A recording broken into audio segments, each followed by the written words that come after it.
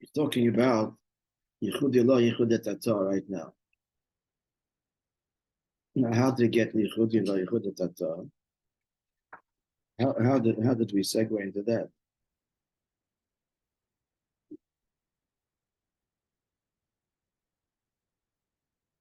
Because in order to mevatel klipas pa'ir, there has to be the avodah of Aneshev Goy.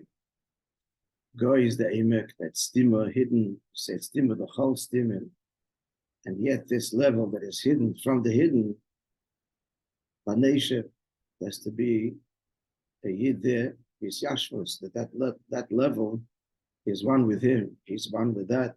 That's what he's going to explain. So to understand all of this, you have to understand the Yichud Ilah, Yichud Etatah. So he said that's in general Krishma and Tefillah. He pointed out the anomaly with respect to Krishma. It's Midiraisa yet. We don't bow, and yet one of the interrupts his learning for Krishma, not for Amidah, not for Tefillah. So began the whole Arichas and to explain now the Kel Deis Havaya Das Tachum Das Eli. So he said that Krishma is Yichud Etatah, Yichud Ilah. Now even Yichud Ilah, which is the perspective of the Maila, it's still entertained by the Mata. So the highest level of Yichud Ilah that a Yid attains through his bonus is not Bittul B'Metzias, it's still Bittul Hayesh. The starting point is his yesh, he's understanding, he's appreciating, he's understanding the true and absolute objective perspective, but it's all because he understands it.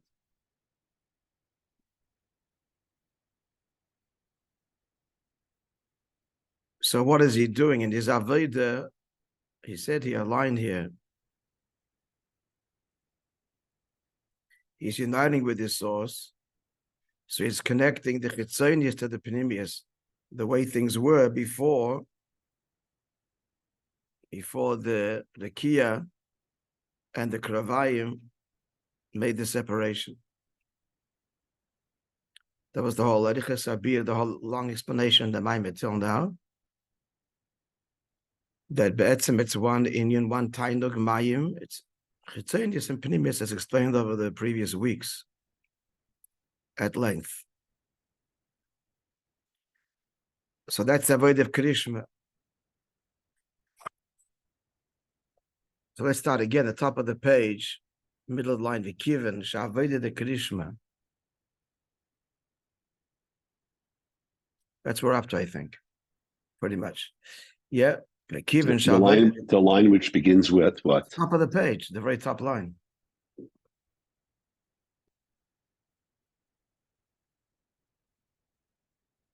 We all have the same layout. Got it. We're talking Eis Zayin, second paragraph, top of the page.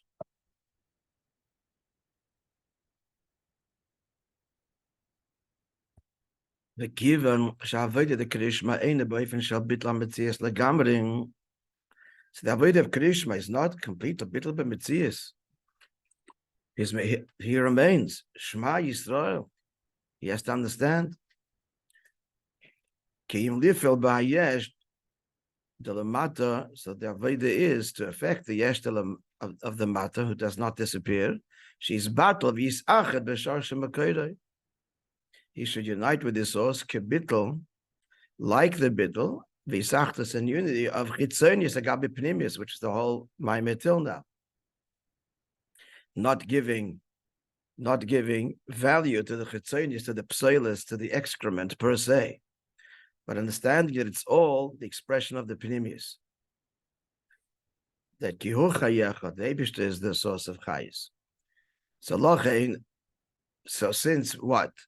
Since it's not the bittul b'mitzias, the person, on the contrary, we need his avodah, and he has to understand this, and he has to toil and work. Krishma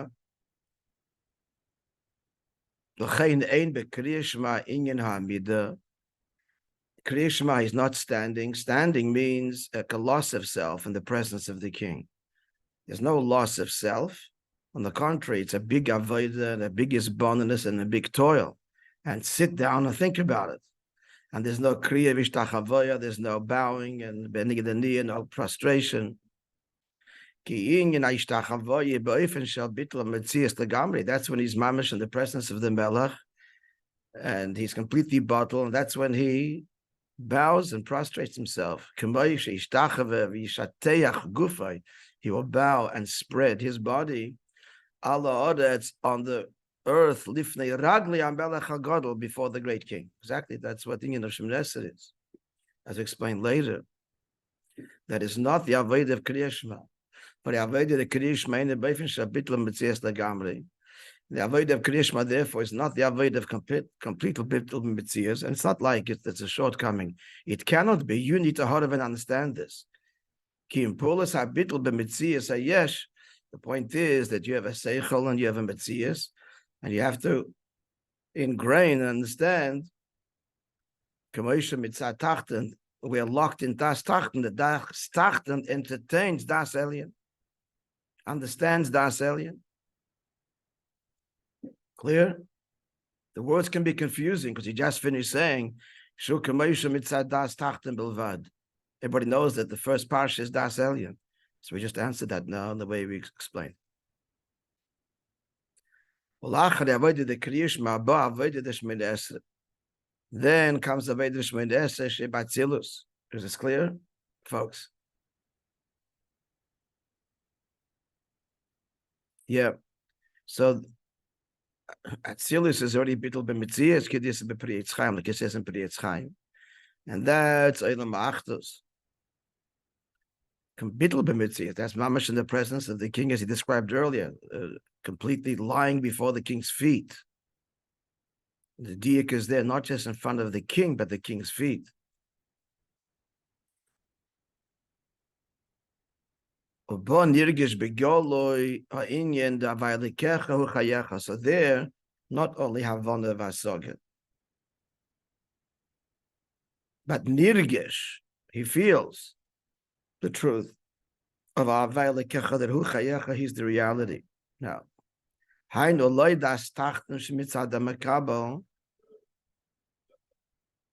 rooted in the self, das elyon shemitzad hamashpia.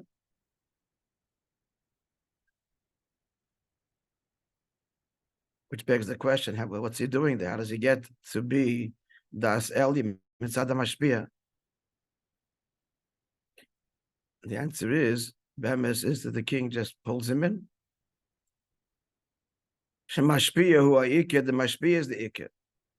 That's what Shemoneh Esrei is, or ought to be. He can't even speak. It's adnais vasetivtach v'yagid tilasecha. So there he has the mashpia, mamish the mashpiyas. He's invited, as it were. It's by invitation. He's invited by divine grace to have he says, to feel the truth, mitzad the mashpia, that which comes to the makabel is only a tofel. V'achin nechshud mitzias klal. Not only is it a tofel, but it's not. It has no reality at all. V'nikra b'shem ayin, because the perspective of the mashpia is that l'mayla yesh and l'mata ayin. It's ayin, nothing. V'hainu spells it out. It's nothing, but there's a whole long list here of requests. Healing, panosa, no nothing. Shemoneh Esrei acknowledges that it's not nothing. Add it up. In Krishna, we don't talk about give me panosa and heal me and forgive me. It's dafkin Shemoneh Esrei. So let's see how the Maamar explains it. Sham shochal lamata bebirchas hashonim. So there is birchas hashonim. That's panosa, urafos hacholim, and healing the sick. And likewise, there's a whole lot of requests. So it seems to contradict how Shemoneh Esrei yichudi ilah, and yet it dafka Shemoneh Esrei we spell out, which you don't do it any other time in davening. Dafka Shemon Esrei, this is Atzilus, and here comes, I need this and I need that. So what's the point of Shemon Esrei? It's in a way that Gam Shebetachten, Kefi Shebemitzias Yesh, Yumshach v'Yurgesh HaYesh HaElyon.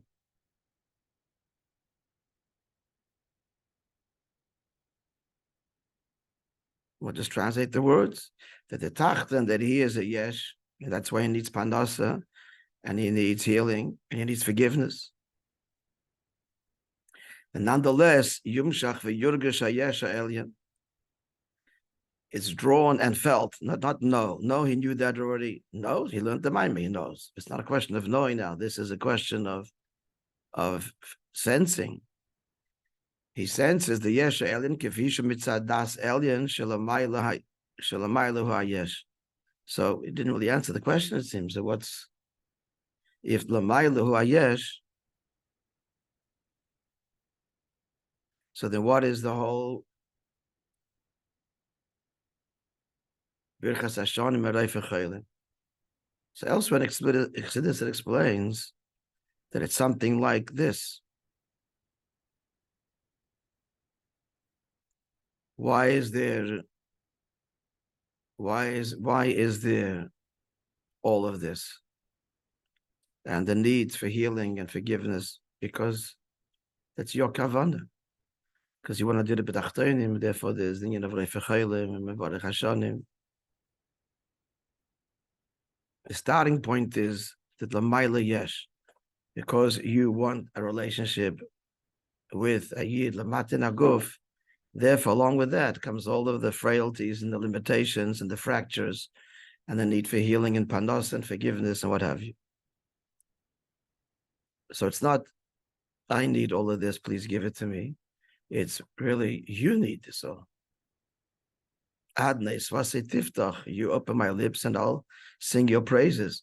I'll sing your praises because you opened up my lips. Do I know what your praises are? Do I know what you want? You told us you want to do the b'tachtonim. All right. Some Mevarech Hashanim, Reif Chaylim. Here we go. It's a long list. But you decided all of that. It's all your desire for a relationship with me, the way I am with all of my imperfections. So let's fix it all, because that's you want to be let in.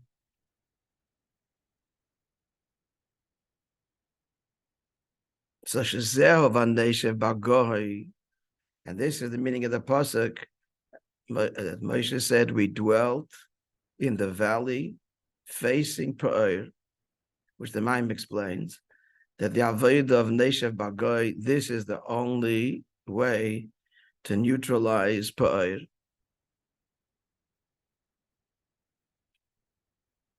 This absolute bittul that we speak of now. The bittul embodied in Shemona Esrei. What's Vaneshev Bagoy Sha'ayin Shalayesh? That the creative force, we're talking about Shemustavanelem, that which is really beyond us. He says, Stimin dechol stimin, Shunyan Agoy, it's a valley, we don't see. Here's where Yid Babis Yashvus. He settles there. He's there bis Yashvus. He's wonder of wonders, miracle of miracles. A Yid is bis Yashvus where? Bagoy, in the Stimin dechol stimin. He's quite at home there. Why? Because he has an neshama. It's a chelik l'kamim al mamish. So you can sense all of this, and this is all real, even though he's part of creation. Bisyashvus means that it's felt and understood. The Adgosha here is that he senses it, not that he can write an essay on it, a thesis. But it's bisyashvus. It's understood and therefore felt that it's all you. And that is the answer to Pa'ir. Sha'ikir, who says it's all me. Sha'ikir hu Yesha Elyon, the Ikir is the Yesha Elyon, Vila Tachten, who bottle b'mitzius, not just bottle bitla yesh, but bottle b'mitzias, which means it has no reality unto itself other than because that's what you want. Bottle b'mitzias lagamri v'nikar b'shem ayin. And now he's saying that he poils that the yesh becomes an ayin. That's what Shemon is.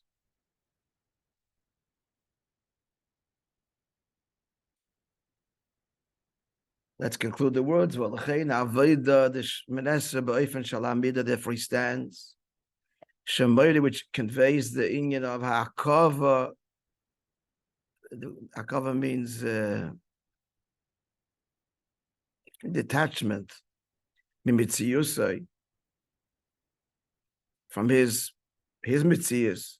Vad l'inyan achriya vishtachavoya, he bows and prostrates. Shuinyan abitul amitzias, shuinyan bitul amitzias lagamri.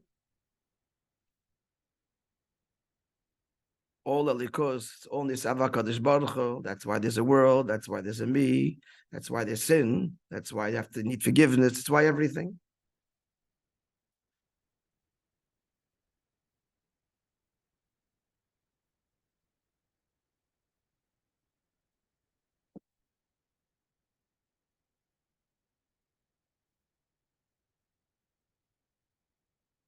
He takes the 3 steps. The 3 steps is the knocking on the door. And before you go into the oil, he doesn't just waltz in from Shema to Shmoneh, because this is a quantum leap. Shema is the ultimate avodah that we can reach. He understands him as binding. But Shmoneh is invitation to the king's chamber. So we reverently, make our way in.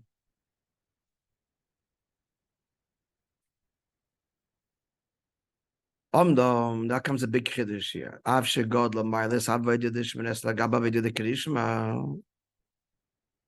What was it? What was the thing? So Shmoneh now he explains it's such a gewaltig avodah, and yet someone is terasei menosei doesn't stop for Shmoneh, he stops for Krishma.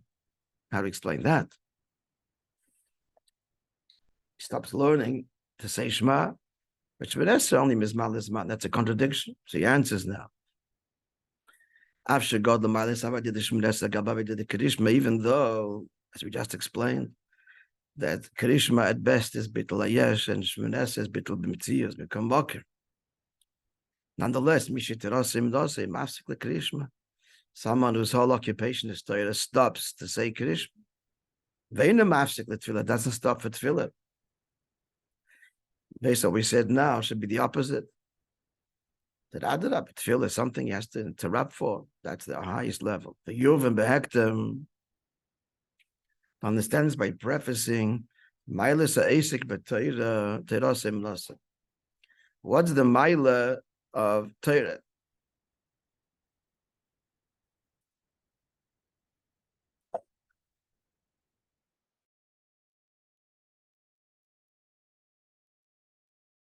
The one that we're talking about, the Kale Day is the 2 days, Dasan and Das Tachten, Krishma and Shmoneh. Now he's introducing the third in Torah. So what's the mile of Torah? This is all to explain. Kotointi mikola chasadim mikola emes. At the end. So just look at Chachma down here within the person. It's incomparably higher than the emotions.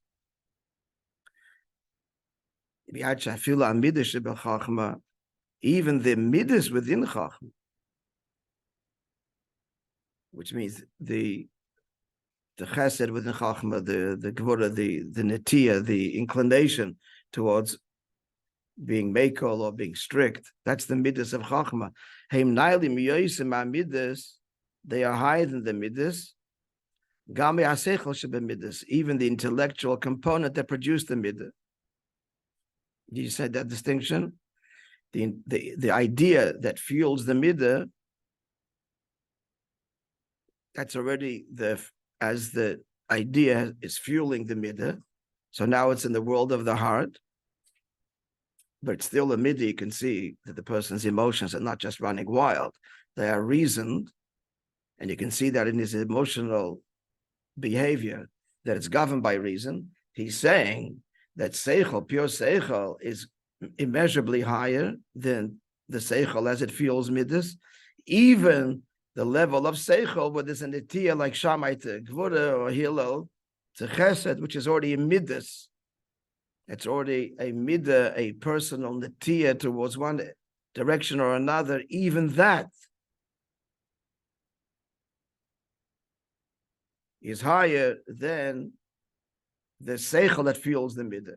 In summary, thinking of seichel, what the fundamental difference is that seichel is objective, midas is subjective, and they're two different worlds.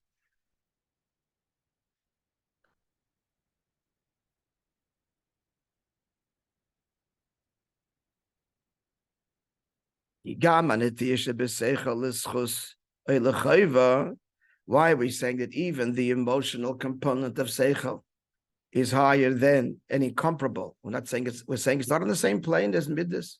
Why? It is. He's saying it's not because of inyan sichli. That itself is an intellectual decision to be either strict or lenient. Which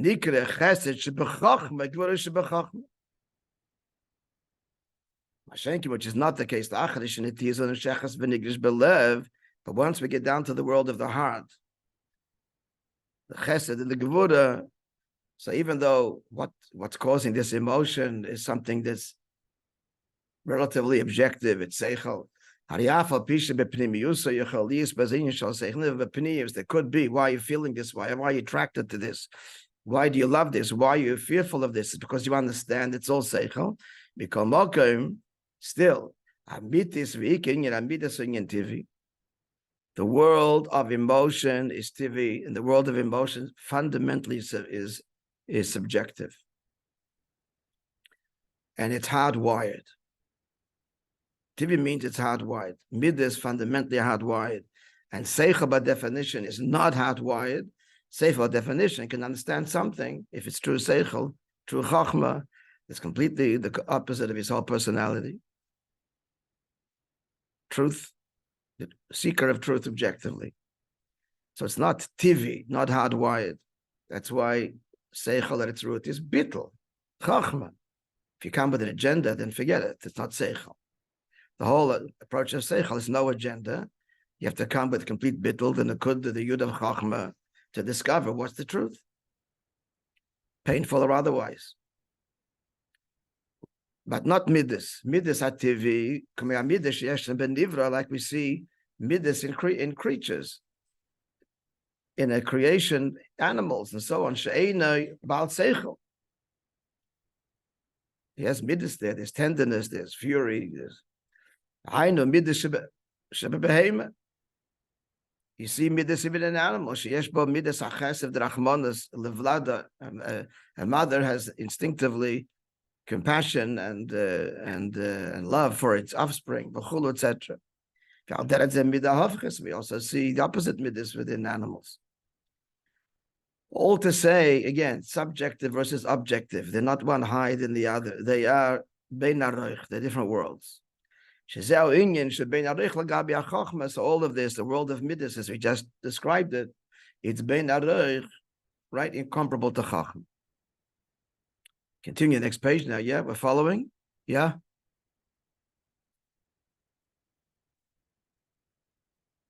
Guys, a little response on the hiding behind the. Yeah. Yeah. Okay. You still there?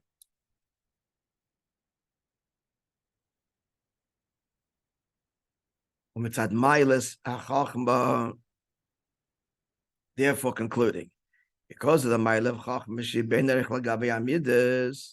so chachma, which is incomparable to midas, again, objective, subjective. On the royim shingen chachma b'shleimus b'tzir shalem, we see that a person can have the faculty of chachma, shleimus, perfect, b'tzir shalem, uncompromised, without anybody else. Gam beheder hashpah lezulas, even if he's not interacting with somebody else. You don't need to have Chachma, doesn't need anybody else. He can remain forever in the world of ideas. Doesn't have to share the idea. A great wise person doesn't have to share his idea to anybody else. And there's nothing lacking whatsoever in the world of ideas. He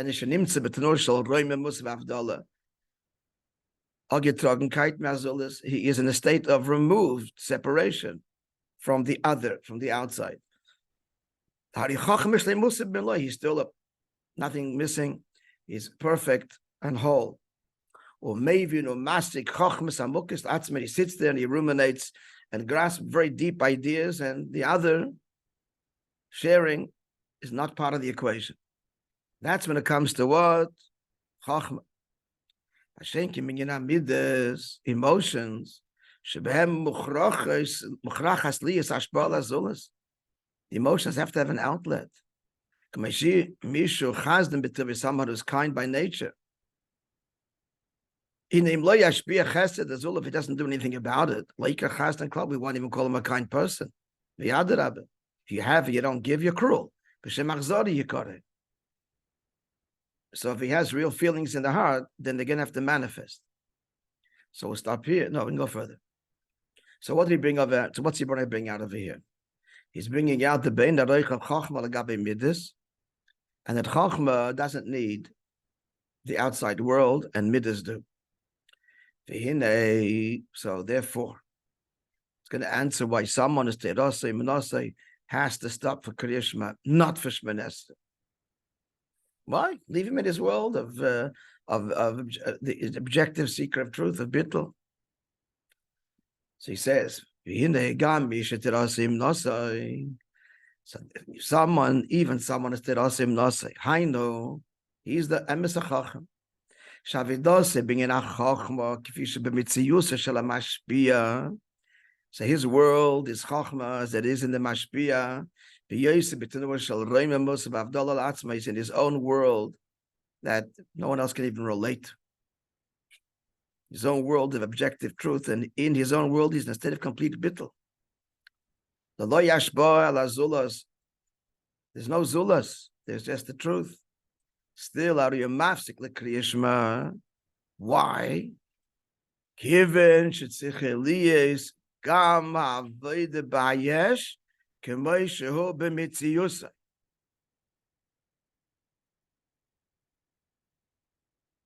Because to remain at the level of terasei menusa is to be disconnected from his own yeshes, which he has, his own heart, his own mitzias, how the Eibishter created him, and he can't do that.